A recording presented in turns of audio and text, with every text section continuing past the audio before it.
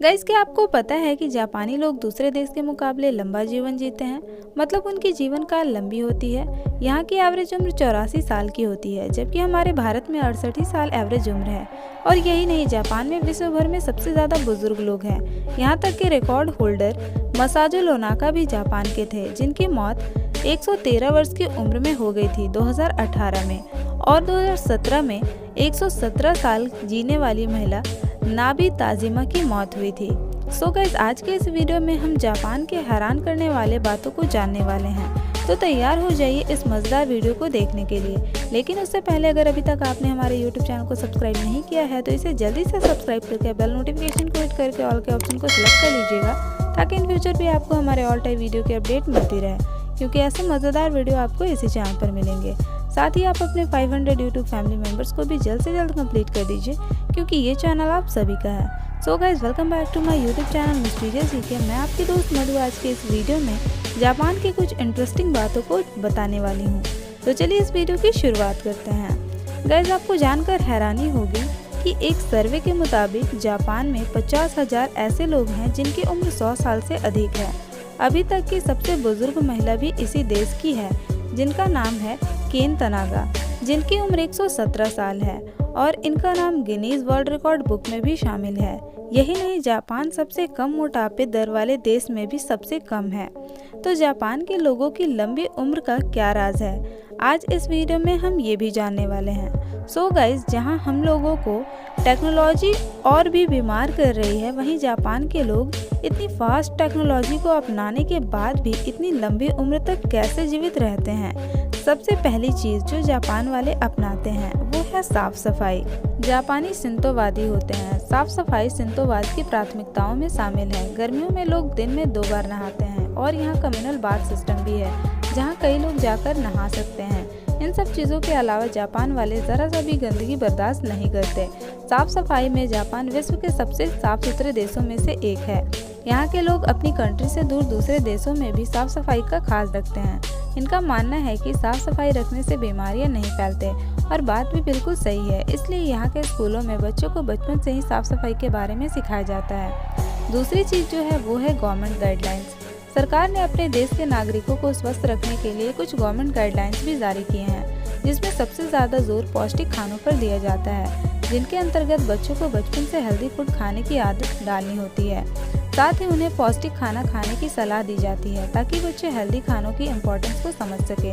यही नहीं, यहाँ की सरकार ने जनवरी 2018 में मेटाबो लॉ यानी कि वेट गाइडलाइन सख्ती से जारी किए हैं, जिनमें 45 से 74 साल की उम्र के लोगों को, जिसमें पुरुषों के लिए 33.5 इंच और महिलाओं के लिए 35.4 इंच से अधिक कमर की साइज बढ़ाने की परमिशन नहीं है, वरना टैक्स भरना पड़ेगा। यहाँ के लोग फिट रहने के लिए रूटीन एक्सरसाइज करते हैं। तीसरी चीज़ जो है वो है रेडियो वर्कआउट।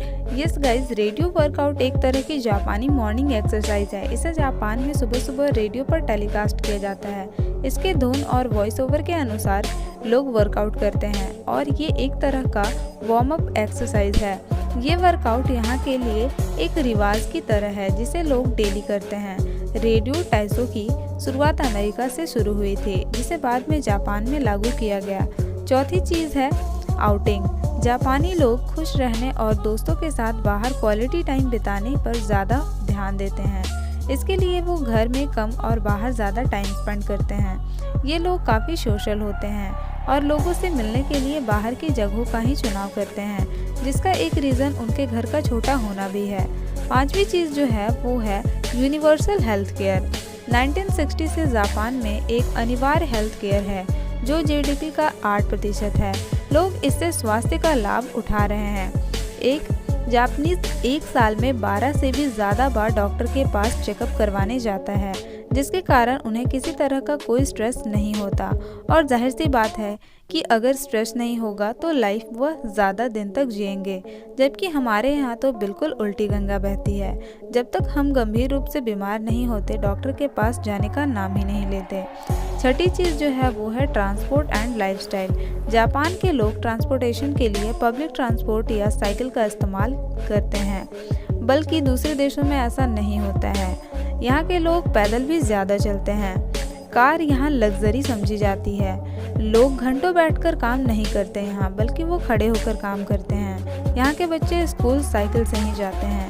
इसका मतलब वहाँ के लोग बचपन से ही एक ऐसी संस्कृति के साथ बड़े होते हैं जहाँ उन्हें चलकर और साइकिल चलाकर अपनी कैलोरी बर्न करनी होती है, और यही चीज़ फिर वो अपने बच्चों को भी सिखाते हैं।